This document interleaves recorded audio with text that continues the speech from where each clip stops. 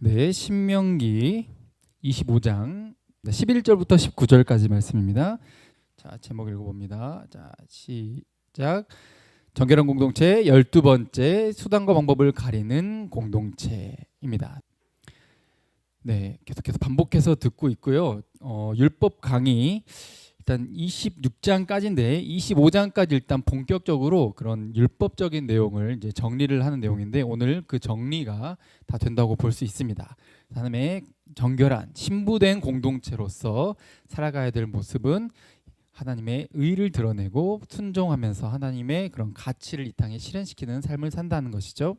그래서 복음을 위해서 지원하는 것, 가르치는 자들에게 곡식을 밟아 떠는 소에 일하는 그 가축까지도 챙겨주는 게 율법의 정신이었으니 복음을 위해 사역하는 자들을 반드시 지원해야 된다는 것을 말씀하고 있고, 이 언약 공동체, 말씀 공동체가 계속해서 그 대를 이어가야 한다라고 해서 대를 잊지 못하는 그런 존재를 꼭 채워주고 아들을 낳을 수 있게 해줘야 된다. 이 고엘 제도에 대해서 우리가 또 살펴보았습니다. 자, 오늘은 제목에서 볼 수 있었던 것처럼 수단과 방법을 가려야 되는데 세상은 내 유익을 위해서 수단과 방법을 가리지 않아야 된다라는 게 가치예요. 가치죠. 말로는 수단과 방법을 가려야 된다 이렇게 생각을 하죠. 그래서 법도 있는 거고. 근데 이 장항준 감독님이신데 영화 감독이시죠. 근데 자기 아버지께서 그 항상 시험 치는 곳마다 따라다니시면서 응원을 해주셨는데, 그래서 이 굉장히 감동, 막 참 미담처럼 이렇게 이야기를 하는 거죠. 아, 어떻게 그렇게 눈이 펄펄 내리는 날에도 눈을 맞으면서 기다리셨던 그 아버지. 그런데 시험 보러 가는 장항준 감독님에게 이렇게 이야기하셨대요.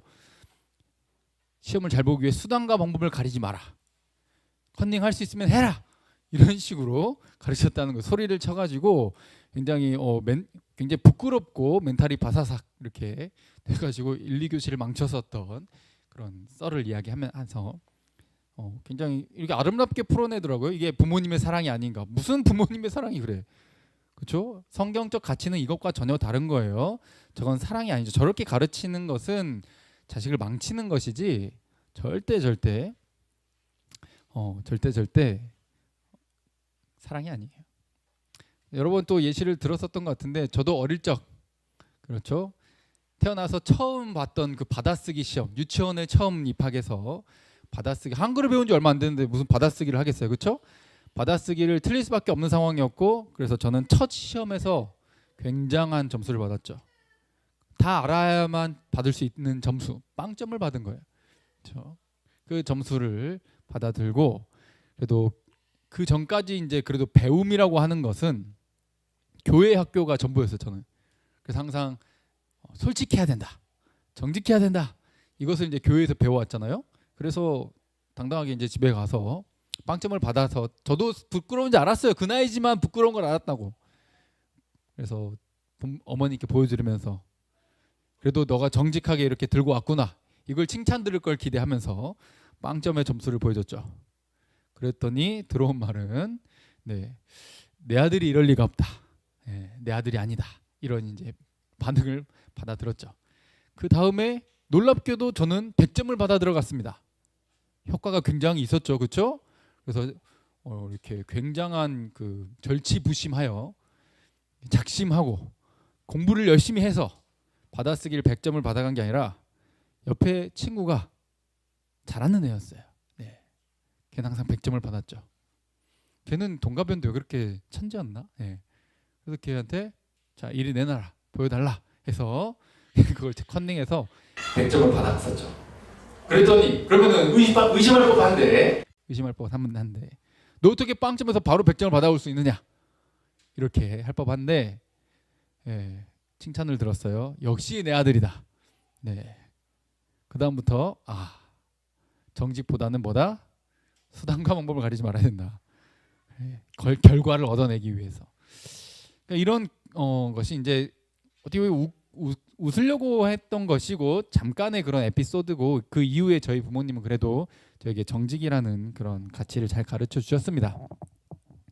그러나 이제 그런 것들을 생각이 아직도 날 만큼 꽤나 어릴 적에 충격적인 사건이긴 했었죠. 네.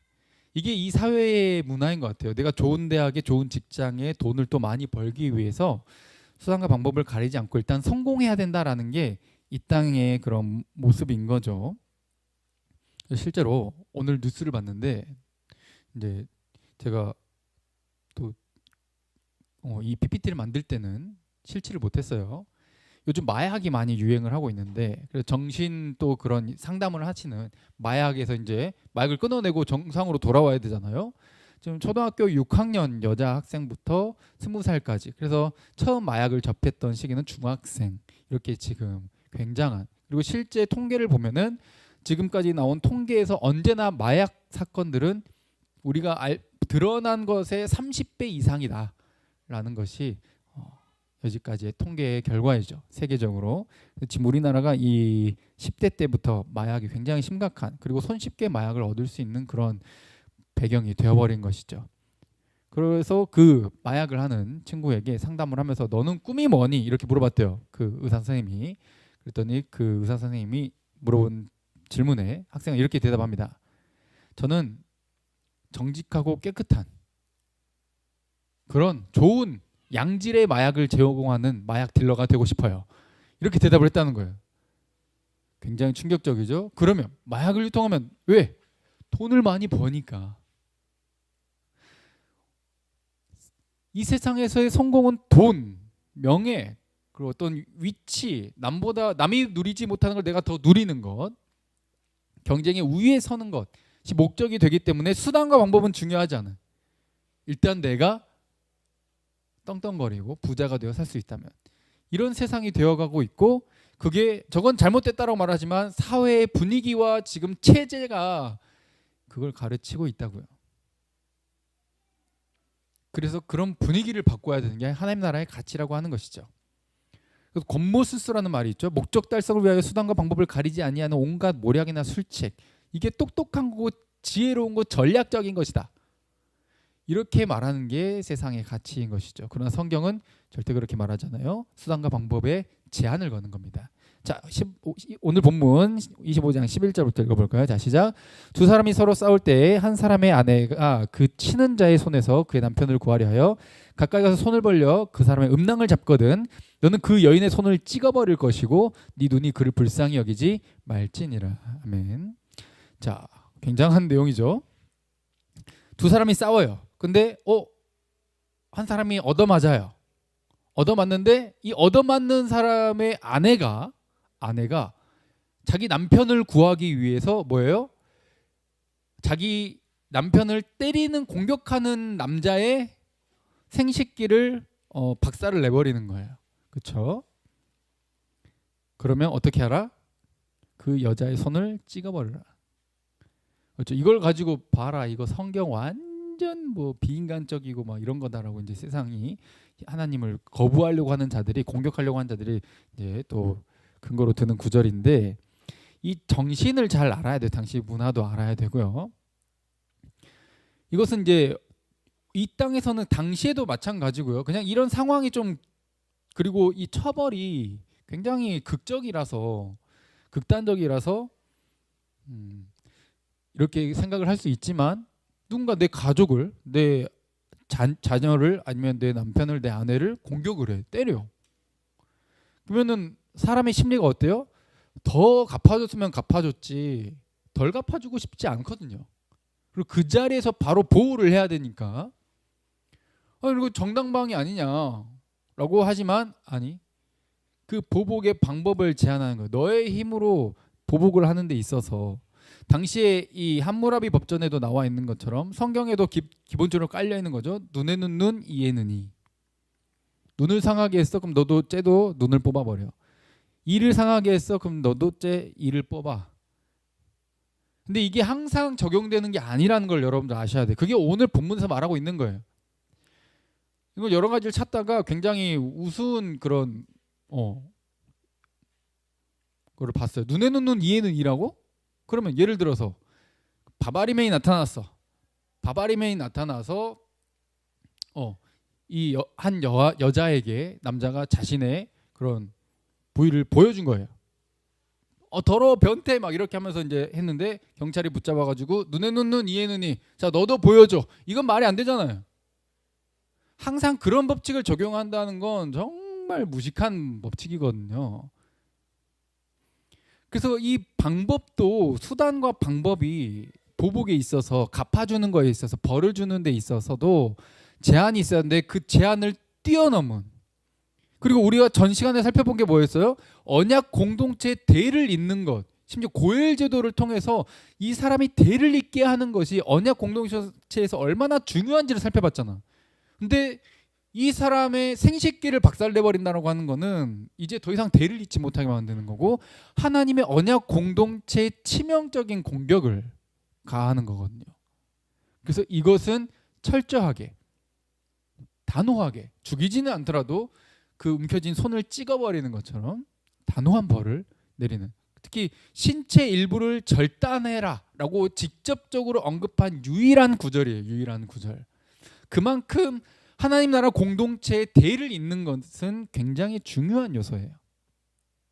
이해되셨죠? 언약 공동체가 이어져 가기를 원하시는 것. 심지어 서로 투닥거리고 다툼이 있다 할지라도 그도 뭐다? 우리 이거 살펴봤었죠? 인간의 존엄성.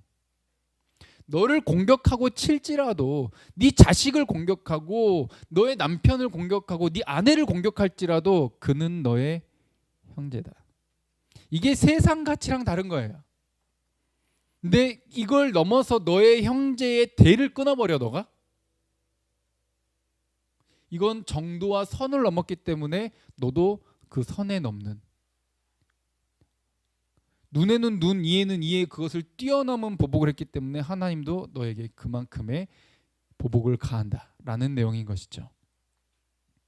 그러니까 이게 뭐 여자라서 이렇게 벌을 주고 막 이런 게 아님을 또 여러분들 우리 시대에 적용할 때 잘 생각을 하시기를 바랍니다. 불쌍히 여기지 말라고 하는 것은 자비 없이 벌을 주어야 한다라는 것이죠. 근데 이제 유대인들의 그런 해석에는 실제로 손을 찍어버렸다라고 하는 그런 기록은 없고요.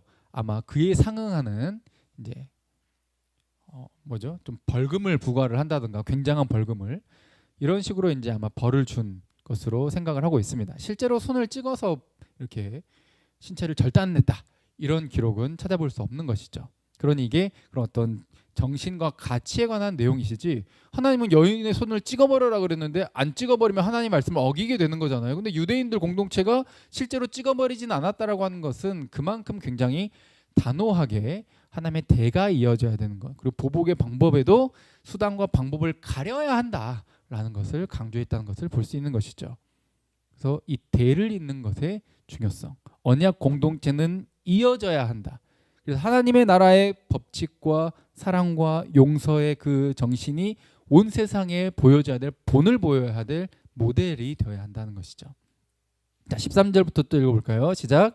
너는 네 주머니에 두 종류의 저울추 곧 큰 것과 작은 것을 넣지 말 것이며 내 집에 두 종류의 되곧 큰 것과 작은 것을 두지 말 것이요. 아멘. 자 보면은 딱 저 저울추 보이시죠? 딱 물건을 저기에 얹는 거예요. 그러면 저 추보다 무거운지 가벼운지를 딱 하면서 저 추만큼의 양을 딱 주는 거예요. 정량이죠. 저게 정량을 재는 방법이죠. 정량을 재면서 이렇게 살 때도 저 정량대로, 팔 때도 저 정량대로. 그래서 가격을 이 정량의 가격을 매겨놔야 가격을 책정을 할 수가 있잖아요. 그렇죠? 근데 두 종류를 갖고 있는 거예요. 그래서 갖고 있다가 살 때는 어때? 살 때는 무거운 걸 달아놔. 그래서 싼 값에 정량값에 더 많이 사오는 거고 근데 팔 때는 어때요? 가벼운 걸 달아놔. 가벼운 걸 달아가지고 정량보다 적은 양을 팔아. 그래서 조금씩 팔 것들을 남겨놔서 더 많이 팔고 더 많은 돈을 버는 것이죠. 내가 부자가 되고 싶어. 아니면은 내가 먹고 살려고 하다 보니까 장사하는 분들이 하는 말이 맨날 뭐예요? 이래봬도 남는 거 없습니다. 이렇게 말을 하잖아요. 남는 게 없을 수는 없죠. 물론 또 남는 것에 차이는 있을 수 있겠지만 그래서 너가 부자가 되고 먹고 사는 데 있어서도 탐욕을 채우는 데 있어서 수단과 방법을 가려야 한다는 것을 이야기하고 있는 거예요. 이 두 종류의 되도 마찬가지죠. 정량의 이 그릇이 있는데 이 되 항아리, 이것을 성경에 에바라고 표현이 되어 있어요. 자, 그것을 가지고 팔고 살 때 그것대로 해야 되는데, 조금 눈속임 사올 때는 어때요? 나한테 큰 걸, 팔 때는 적게, 미세하게, 아주 눈속임으로 이렇게 파는 것이죠. 자, 여기에 대해서 이것이 서로 속고 속이는 게 당연하고, 장사하는 사람들은 다 그렇지 뭐, 다 이게 다 믿지고 파는 거라고 하고 손해보고 파는 거라고 하고 막 다 그렇게 이야기하는데, 과연 그런 것이 정당한가 했을 때 신뢰를 잃어버린 사회가 망한다는 거죠.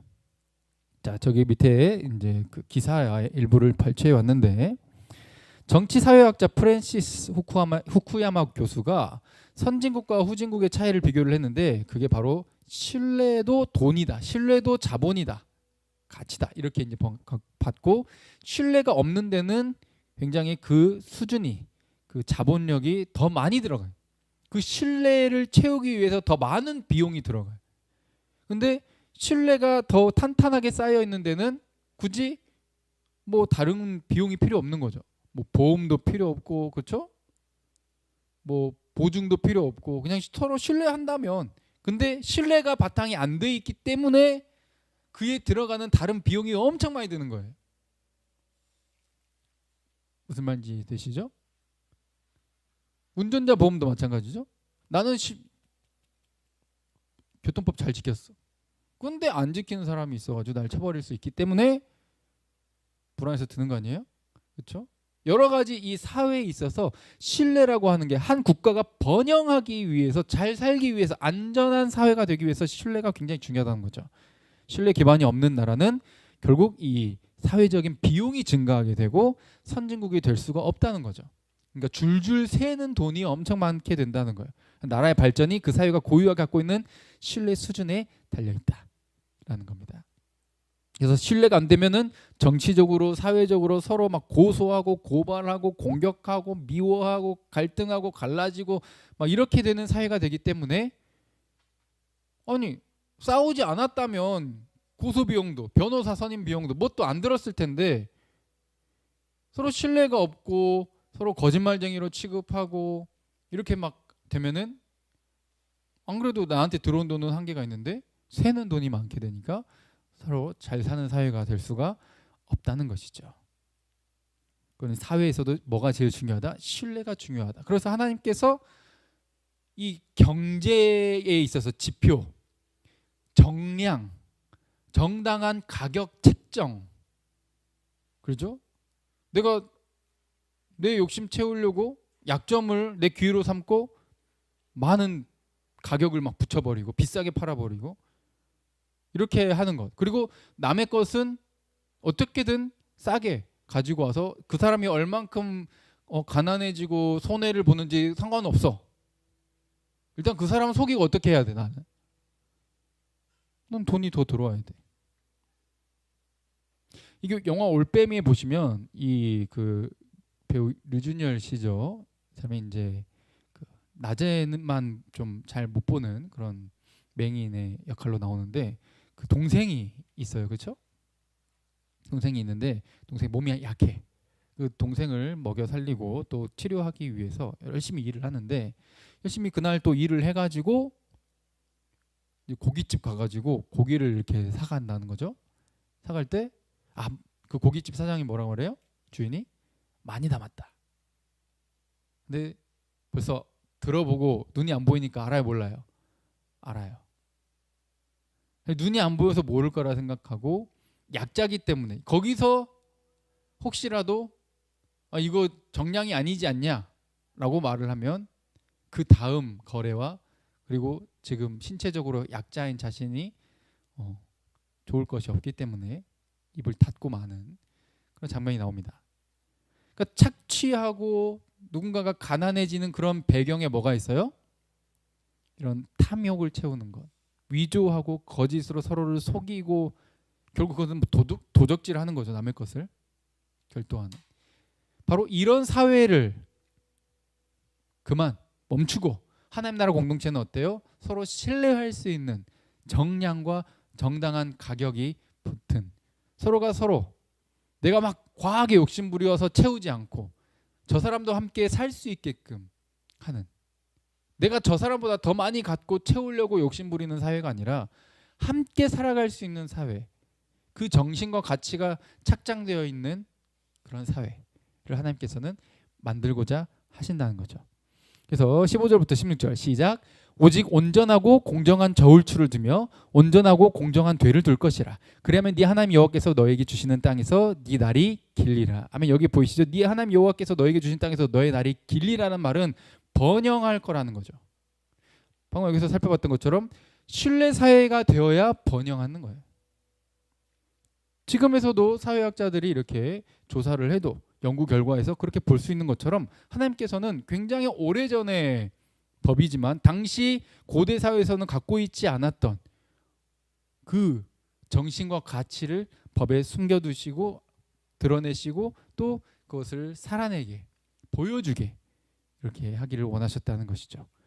공정한, 가진 자의 횡포가 아니라 누군가 착취당하고 가난해지는 것이 아니라 정말 정량과 정당한 가격으로. 지금은 어때요? 수요와 공급의 원리가 있어가지고 수요는 많은데 공급이 적어져. 그러면은 막 가격 완전 올렸죠. 막 후려쳐가지고 그것이 필요한 사람들이 그것을 누리지 못하게 만드는. 정말 지금 이 사람이 죽어가는데 보험이 없다던가 아니면은 뭔가 그런 좀 여러 가지 약한 부분, 채워지지 못하는 그런 부분이 있어서 진료를 받지 못하고 악화되거나 죽게 되는 그런 세상을 만들어서는 안 된다는 거죠. 가격을 후려쳐서 정말 지금 약자들이, 가난한 자들이 받아야 될 그들의 필요, 어때요? 가진 자의 권리보다 또 뭘 말하고 있죠? 오늘도 필요한 자들의 그 생계가 유지될 수 있는 그게 더 중요하다는 사실을 이야기하고 있는 거죠. 이 정신을 파괴하는 자들은 어떻다? 16절 시작. 이런 일들을 행하는 모든 자, 악을 행하는 모든 자는 네 하나님 여호와께 가증하니라. 아멘. 우상 숭배하는 자들에게 똑같이 표현을 하시죠. 극혐, 혐오하시는 그런 자들이라는 것이죠. 하나님 나라의 정신을 폄훼하고 그리고 하나님의 성품, 즉 공정한 사회, 가난한 자가 없기를 바라시는 하나님의 그 마음과 성품을 깨부수는, 하나님에게 모욕을 주는 그런 자들이라는 것이죠. 하나님이 뭘 원하든 내가 뭔 상관이야. 그럼 내가 지금 살아야겠는데. 이렇게 생각하는 자들, 지옥에 합당한 자들, 이렇게 표현하고 있는 겁니다. 가증하다는 표현 하나님께서 굉장히 극도로 혐오하신다라는 겁니다. 그렇죠? 저는 요즘 그 배달비도 조금 예시로 들고 싶어요. 배달비 코로나 때 못 돌아다니니까 어때요? 뭐가 올라요? 배달비가 올라. 그래서 정당한 것으로 이렇게 벌어서 이렇게 하는 게 아니라 적게 다니고 더 많이 벌려고 하는 배달원들의, 물론 위험을 감수하고 다니기는 하지만 그것도 좀 개인적으로는 너무 오토바이 이런 바이크 운전도 험하게들 하시고 여러 다른 교통 상황을 어지럽히고 위협하는, 그렇게 해가지고 돈을 좀 버는 게 과연 옳은 일인가라는 생각이 들었고요.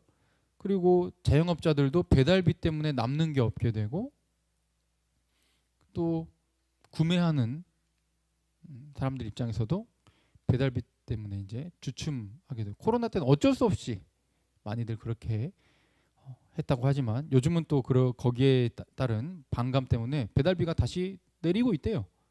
이거 참 우습지 않아요? 배달비 내려도 살만하다는 거예요. 근데 어떤 지금 사회의 어려움을 자신의 기회로 삼는, 이게 바로 신뢰가 떨어진 세상이라는 거죠. 조금 더 함께 살아갈 수 있는 그런 세상을 함께 만들었으면 좋겠다는 겁니다. 우리 이렇게 생각해야 돼요. 남들보다 느려도 좀 천천히 돈 벌고 좀 느리게 성공하는 것 같고, 아니 거의 제자리 걸음처럼 보인다 할지라도 우리는 그 방향을 향해, 옳은 방향을 향해 가고 있다라는 그 마음과 정신, 하나님의 기뻐하신 뜻을 따라 순종하는 그 길, 끝까지 완주하는 것으로 주님 다시 오실 때 우리를 칭찬하실 것을 바라보면서 기대하는 마음으로 함께 갔으면 좋겠다는 것이죠. 그래서 정직한 방법을 추구해야 된다는 겁니다. 수단과 방법을 가려야 된다. 그게 하나님 나라에 도착을 했을 때는 가장 빠른 길이었다라는 겁니다. 자, 마지막 또 이야기는 17절부터 나오는 아말렉을 진멸해라, 그냥 없애버려라, 그냥 아예 지워버려라, 이런 의미입니다. 자, 17절부터 읽어볼까요? 시작. 너희는 애굽에서 나오는 길에 아말렉이 내게 행한 일을 기억하라. 곧 그들이 너를 길에서 만나 네가 피곤할 때 네 뒤에 떨어진 약한 자들을 쳤고 하나님을 두려워하지 아니하였느니라. 아멘.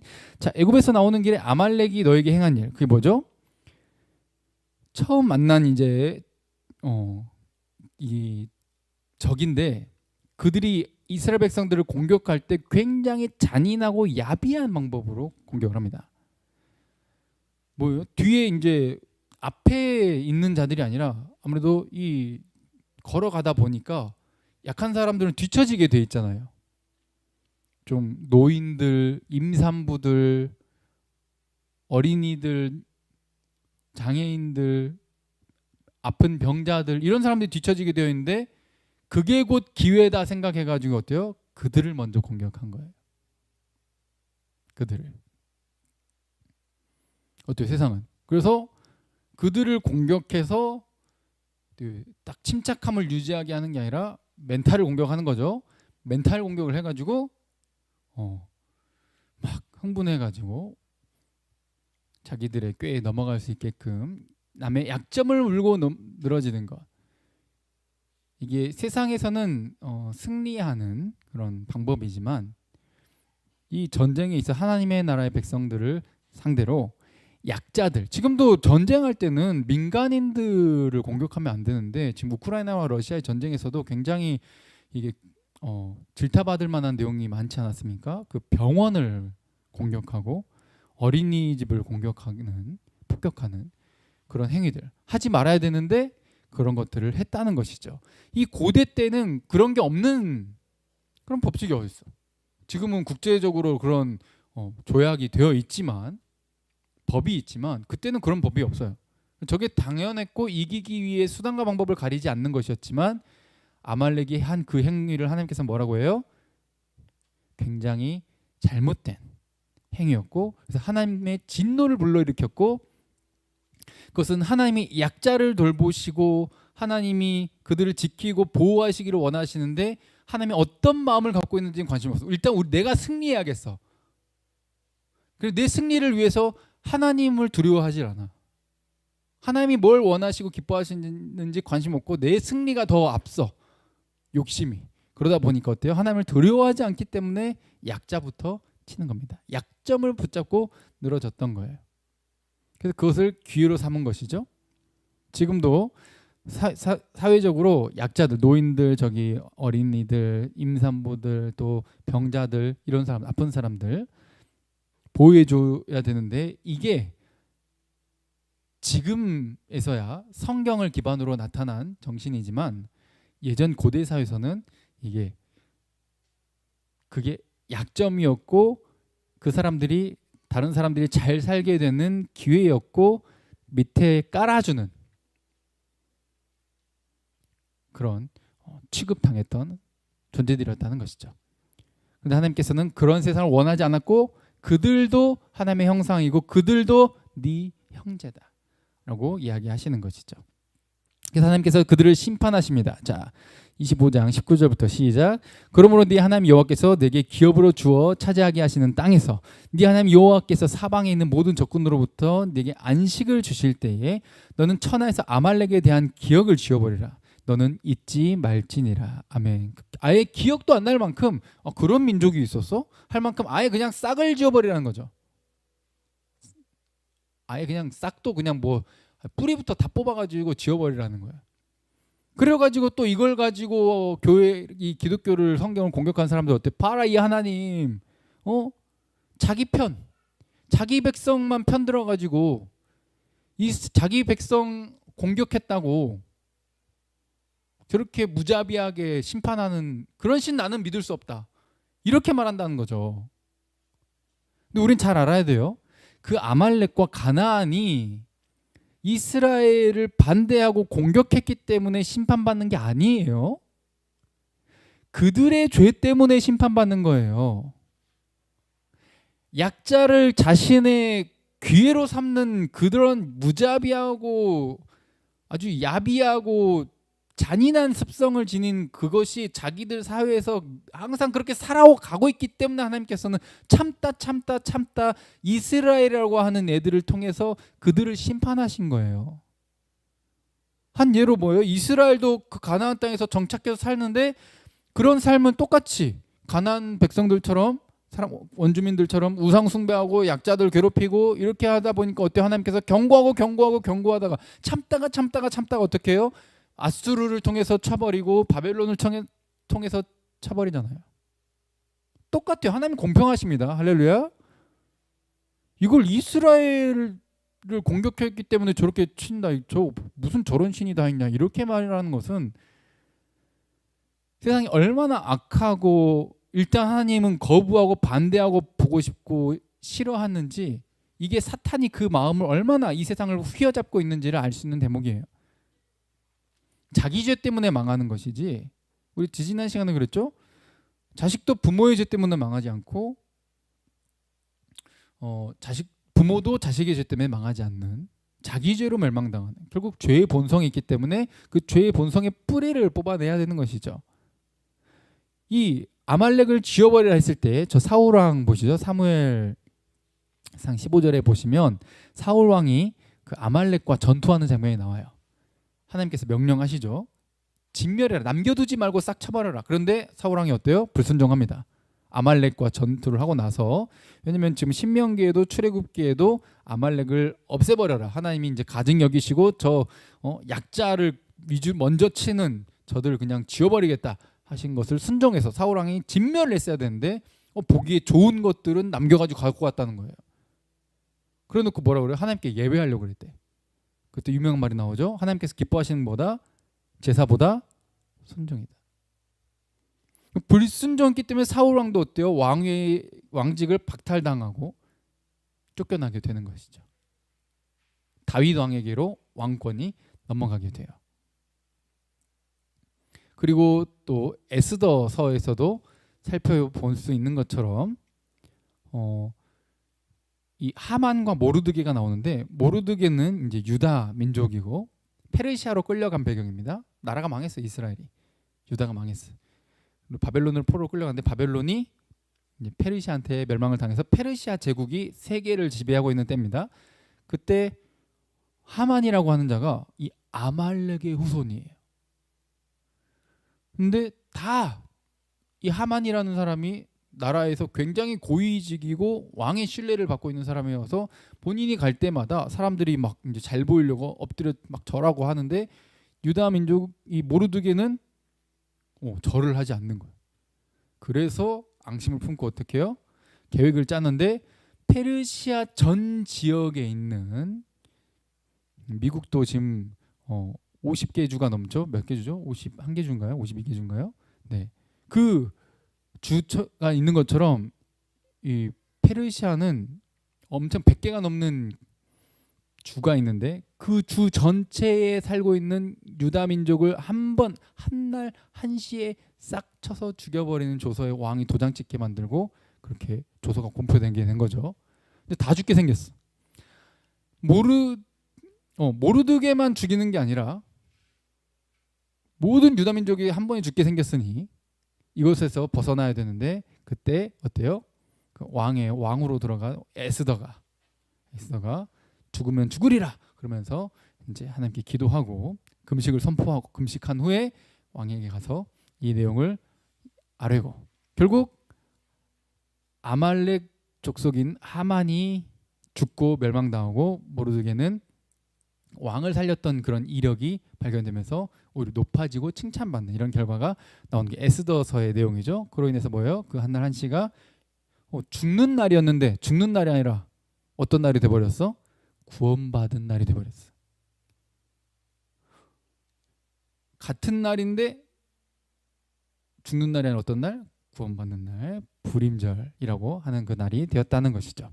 그래서 하나님 백성들을 하나님께 지켜주시고 이기게 하신 날. 누구로부터? 또 원수. 여기서 아말렉 족속으로 나와 있죠. 아말렉에게서 지켜주신 것이죠. 그러니까 그들을 심판하는 이유는 어때요? 이 하만 생각하는 것부터 어때? 비열하잖아. 비열해. 자기 명예, 자존심을 위해서 그 수많은 사람을 죽이는데 거리낌이 없어. 반인간적이기 때문에 죽이시는 것이지 반이스라엘적이라서 죽이시는 게 아니에요. 심판의 이유는 분명하십니다. 하나님께서 양심이라는 걸 주셨고 하나님의 형상을 부여하셨는데 양심, 그래도 사람을 미워하면 안 되고 사랑해야 되고 또 용서해야 되고 함께 더불어 살아가야 되고 서로 존중해야 되고 배려해야 되고 이런 그 하나님이 부여하신 하나님의 형상, 그 양심을 거부하는 거예요. 내 이익을 위해서, 내 자존심을 위해서 남을 죽이고 파탄내는 것에 전혀 거리낌이 없는 그런 자의 대표가 뭐라고요? 아말렉이에요. 그래서 아말렉을 지워버리라고 하신 것이지 오해하시면 곤란합니다. 그래서 어때요? 보복에 있어서도 그리고 여러분들이 살아가는 데 버는 데 있어서도 먹고 사는 데 있어서도 수단과 방법을 어떻게 해라? 가려라. 여러분들이 어떤 사회적으로 살아갈 때도 어떤 사람을 또 받아들일 때도 혹은 어떤 사람의 제안을 거절할 때도 수단과 방법을 가려야 되는데 그 사람에게 상처가 될지 말지 뭐 그런 생각도 안 하고 그냥 내 싫으니까 뭐 어쩌라고 하면서 막말을 뱉어버리고 상처를 입히고 남의 약점을 공격하고 이런 행동은 수단과 방법을 가리지 못한 행동이고 하나님의 백성답지 못한 굉장히 비인간적이고 저열한 굉장히 낮은 수준의 그런 삶이라는 것이죠. 세상과 다를 바 없는, 아니 어쩌면 세상에도 그보다도 도덕적인 사람이 있을 수 있는데 그보다 더한 모습을 보였기 때문에 그래서는 안 된다. 하나님의 백성은 어때요? 뭘 하든 수단과 방법을 어떻게 해라? 가려라. 자, 로마서 12장 20절 읽어볼까요? 자, 시작. 네 원수가 줄이거든 먹이고 목마르거든 마시게 하라. 그리함으로 네가 숯불을 그 머리에 쌓아 놓으리라. 아멘. 원수가 없는 것이 하나님께 있다라는 말과 함께 이 말씀이 주어졌는데 최고의 복수는 뭐예요? 숯불을 그 머리에 쌓아 놓는다는 것은 숯불이 이 회개를 상징하거든요. 이 사람이 회개하게끔 돌이키게끔 깨닫게 하는 게 가장 최고의 복수라는 거예요. 이 사람을 내가 벌 주는 게 아니라 하나님께 맡기는 것이고 심지어 이 뒤에 있는 악한 영을 상대하는 것이고 그 악한 영에 붙들려 가지고 지금 뭐 거의 좀 뭐랄까요? 좀 속된 말을 써서 죄송합니다. 지금 제정신이 아니에요. 미쳤어요. 그냥 또라이예요. 그냥 뭐 아예 상종을 하기가 어려운 상대예요. 그때 어때요? 그래도 최고의 보복은 어때요? 우리는 이 사람을 보는 게 아니라 이 사람 뒤에서 이 사람을 조종하는 나로 하여금 하나님의 말씀대로 살지 못하게 또 유혹하는 그런 악한 영, 사탄의 세력과 맞서 싸우는 거예요.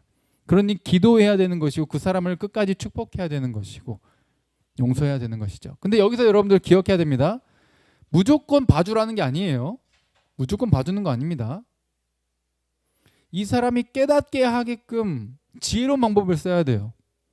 그래서 때로는 소송하고 고발하고 이런 것들이 필요할 수도 있어요. 이 사람이 깨우치질 못하게 된다면 깨우치게 하기 위해서 뭐 그런다고 깨우칠까 좀 의심스럽긴 하지만 그래도 깨우칠 수 있게끔 지혜로운 방법을 하나님께 기도하면서 구해서 하나님이 일하심을 좀 경험했으면 좋겠습니다. 여러분들 어려운 일들을 겪고 계십니까? 여러분들 삶 속에서 좀 힘든 상황들을 겪고 계십니까? 공격을 받고 계십니까? 아니면 뭐 거절하고 싶은 그런 일들이 있습니까? 하나님께 지혜를 구하셔야 돼요. 약점 잡고 물고 늘어지는 것이 아니라, 그리고 상처 입히는 것이 아니라 어떻게든 그들로 하여금 깨닫고 회개하고 하나님께 돌아오게 하는 것. 그도 하나의 백성으로서 천국을 함께 누리게 하는 것, 구원받게 하는 것. 이게 하나님 나라의 정신인 거거든요. 그런 기도하며 지혜를 구하고 그 사람을 사랑하는 삶을 사시기를 바랍니다. 여기 보시면 이 아말렉을 없애버려라 라고 하는 내용은 결국 최후의 심판을 상징하는 내용이죠. 자, 요한계시록 20장 11절부터 읽어볼까요? 자, 시작. 내가 크고 흰 보좌와 그 위 앉으신 이를 보니 땅과 하늘이 그 앞에서 피하여 간데 없더라. 또 내가 보니 죽은 자들이 큰 자나 작은 자나 그 보좌 앞에 서 있는데 책들이 펴 있고 또 다른 책이 펴져 있으니 곧 생명책이라. 죽은 자들이 자기 행위를 따라 책들에 기록된 대로 심판을 받으니. 아멘. 예수님께서 다시 오시면 재림하시면 어때요? 최후의 심판이 이루어질 텐데 그때 생명책과 그 행위가 기록된 책들이 펴져 있어가지고 어때요? 세상에서 지위가 높았든 부자였든 가난했든 지위가 낮았든 아무 상관없어. 자기들이 행했던 그 행위대로 심판한다는 거예요. 하나의 백성 공격했다라고 그냥 심판받는 게 아니라 어때요? 자기 행위 때문에 반인간적이었던 내 좋은 것 때문에 남에게 상처 주는 것을 아무렇지도 않게 생각했던 그 행위 때문에 심판받는 것이지, 그저 하나님 백성 공격했다고 그렇게 편협한 하나님 아닙니다. 거기서 돌이키고, 그래도 하나님은 악인이 멸망당하는 것보다 회개하고 돌이키기를 원하시는 거예요. 여러분들 혹시 누군가의 약점을 가지고 상처 입히고 나의 이익을 취했고 내 만족을 추구했으며 내 부를 축적했고 그랬던 과거가 있다면 회개하시고 주님 다시 오실 날에 대해서 기대하시고 나의 잘난 것 없음을, 나의 죄됨을 고백하시고 항상 은혜만을 구하는 여러분 되시기를 바랍니다. 은혜로 우리는 그 나라에 들어갈 수 있는 거예요. 그래서 지금 이 모든 내용들은 어때요? 우리로 지금 회개하게 만들고 앞으로의 삶이 올바른 방향성으로, 지금부터라도 느리더라도 올바른 방향으로 완주하기를 바라시는 하나의 마음이 숨어져 있는 것이죠. 그게 주님이 오시는 길을 예비하는 공동체의 일원의 자세이고, 그것이 바로 교회로서 하나님 나라 백성으로서 세상 가운데 빛을 비추는 모델의 역할이라고 하는 것이죠. 그러니 주의 길을 예비하며 하나님 나라를 또 기대하며 그 심판의 자리가 아니라 우리를 공격했던 그 악한 사탄의 세력이 결국 완전히 끝나버리는 그 불임절이 상징하는 구원의 날. 또 뭐라고 나와 있었습니까? 여기 분명히 이렇게 되어 있죠. 내게 안식을 주실 때, 이게 최후의 심판 때, 주님 다시 오실 때를 상징하고 있거든요. 너에게 주시는 그 땅에서, 완성될 그 새하늘과 새 땅에서 너에게 영원한 안식을 주는 그때, 너를 공격하던, 네 약점을 물고 늘어지던 그 악한 사탄의 세력은 하나님이 끝내실 것이다. 그런 너는 주께 맡기고 그들에게 숯불을 쌓아놓으며 최선을 다해 하나님의 마음으로 이 땅을 살아가며 주님 다시 오실 길을 예비하라는 말씀인 것이죠. 이 정신을 살아내는 저와 여러분들 되셔서 주님 다시 오셨을 때 칭찬받기를 주님의 이름으로 축복드립니다. 함께 찬양하고 기도하겠습니다.